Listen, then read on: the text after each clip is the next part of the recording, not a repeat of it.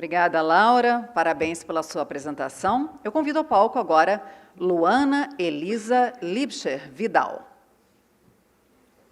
Ela vai apresentar o pôster Investigation of Recombinant SARS-CoV-2 Nucleocapsid Protein Thermal Properties and its Nucleic Acid Interaction. Bom dia, meu nome é Luana e eu sou do Laboratório de Tecnologias Analíticas Físico-Químicas, o LATEA, aqui de Biomanguinhos. E esse trabalho a gente fez em colaboração com o Laboratório de Tecnologia Recombinante, o LATER. A Covid-19 ela foi causada pelo vírus SARS-CoV-2. Esse vírus ele codifica 4 proteínas estruturais, dentre elas a proteína de nucleocapsídeo, a proteína N. Essa proteína ela apresenta 2 domínios conservados, o domínio N-terminal e o domínio C-terminal, que são flanqueados por regiões intrinsecamente desordenadas, denominadas IDRs, marcados aqui na figura em rosa. O papel da proteína N ela não é apenas compor a partícula viral, mas ela também contribui para diversas atividades críticas após a invasão do vírus na célula. E a diversidade funcional da proteína N ela está intimamente associada à sua dinâmica estrutural e à presença de IDRs. Estudos têm demonstrado que o domínio CTD, o domínio C-terminal, ele está associado à dimerização de dímeros, mas também de tetrâmeros, hexâmeros e oligômeros de alta ordem. Um trabalho do nosso grupo, publicado no ano passado, trabalhou com a proteína N e tratou ela com benzonase, para redução nos ácidos nucleicos, então denominada aqui na figura de NB. A gente observou que, após o tratamento com a benzonase, houve uma redução desses oligômeros de alta ordem, mostrando, então, a influência do ácido nucleico na oligomerização. O conhecimento das propriedades das proteínas na sua forma nativa tem diversas aplicações. E, apesar do atual controle da Covid-19, as variantes de SARS-CoV-2 elas emergem continuamente, gerando novos casos de infecção que aumentam rapidamente. Assim, é necessário a investigação dos princípios básicos da estrutura do vírus e da função das suas proteínas para identificar novos possíveis alvos para as terapias antivirais. Então, neste estudo, nós investigamos nós fizemos a investigação das propriedades térmicas da proteína N de SARS-CoV-2 recombinante e sua interação com o ácido nucleico. Nesse trabalho, nós produzimos a proteína N em E. coli, que foi denominada NA, e, para fazer a comparação, a gente utilizou o tratamento com a benzonase, denominado, então, proteína NB. Ambas proteínas foram purificadas por cromatografia de afinidade metal imobilizado, MEC, e analisadas por diversas metodologias biofísicas e bioquímicas. Esse primeiro resultado a gente mostra que, após o tratamento da proteína N com a benzonase, a metodologia de SEC-MOLS revelou uma redução no tamanho da proteína NB, mostrando, então, que a redução do ácido nucleico está associada a uma redução do tamanho, provavelmente redução desses oligômeros. Além disso, a espectroscopia de ultravioleta mostrou uma redução da razão 260-280, mostrando, então, que o tratamento com a benzonase ela, de fato, foi efetivo para reduzir o ácido nucleico associado à proteína N. Essa proteína N ela foi submetida a uma cinética térmica, no qual a proteína NA ela foi submetida a uma temperatura, uma cinética térmica de 25 a 85 graus, e, logo em seguida, o resfriamento a 25 graus. Aqui, a proteína NA, mostrada em azul, a gente observa que o perfil de dicroísmo circular dessa proteína ele foi bem similar à proteína na sua forma nativa, mostrando, então, que a proteína ela teria essa capacidade de restabelecer a sua estrutura secundária. O mesmo foi observado, como a gente observa aqui na figura B, para a proteína NB. Os dados de dicroísmo circular convertidos em fração de desnivelamento de proteína é apresentado na figura C, onde a gente tem a comparação dos 2 perfis das proteínas NA e NB. É observado, então, um aumento, indicando, então, o desnivelamento das proteínas com o aumento da temperatura. Logo em seguida, com o resfriamento, a gente observa o retorno da estrutura secundária.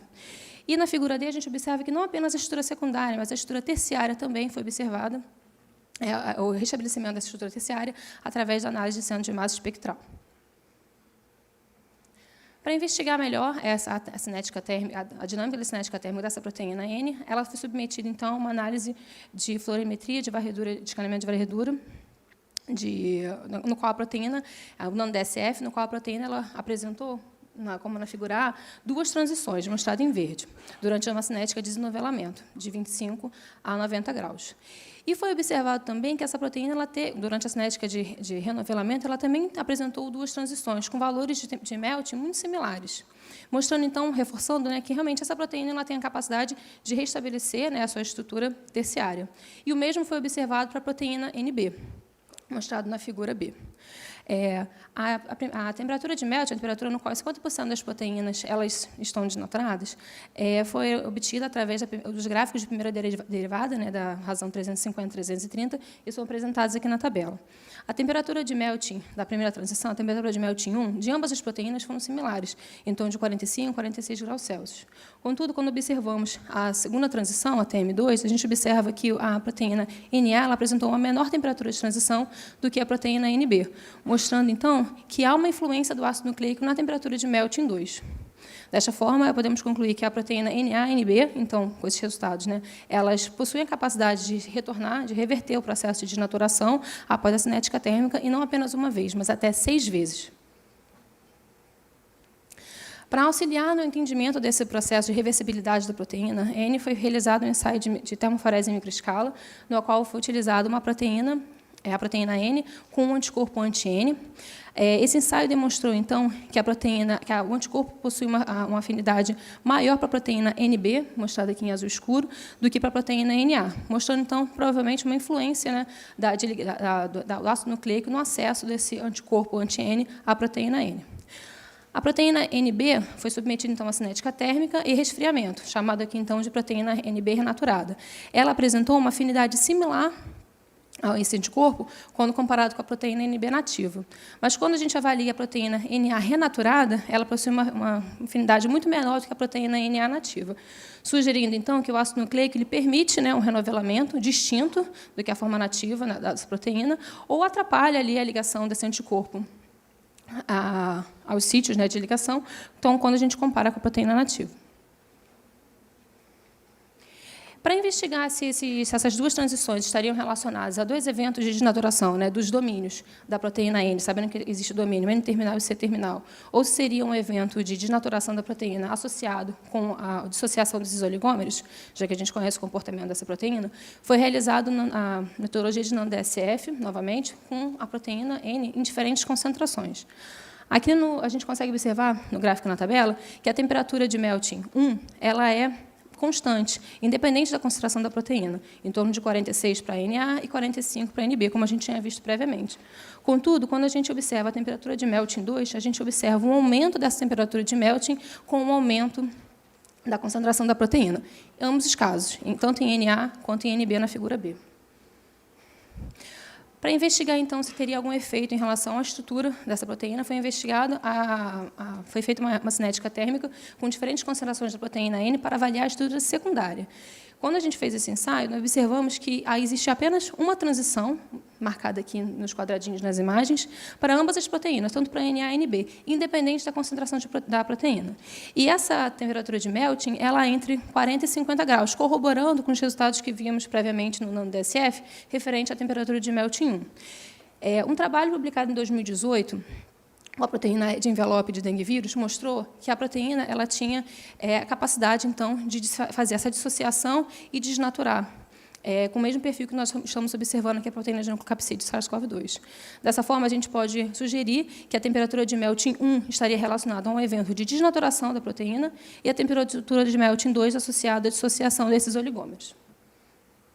Podemos concluir, então, que as proteínas NA e NB elas têm a capacidade, né, de reverter esse processo de desnaturação, tanto de estrutura secundária quanto terciária, que foram observadas dois estágios de transições, isso foi observado pela primeira vez nesse trabalho, mostrando, então, que essa proteína, né, durante o desnovelamento, ela tem as duas transições, sugerindo, então, que a temperatura de melting 1 seria associada à desnaturação e a temperatura de melting 2 associada à dissociação desses oligômeros.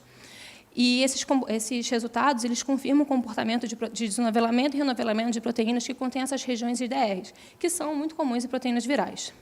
E esses domínios estão intimamente relacionados à atividade biológica da proteína N e à sua capacidade, né, de ter multifunções.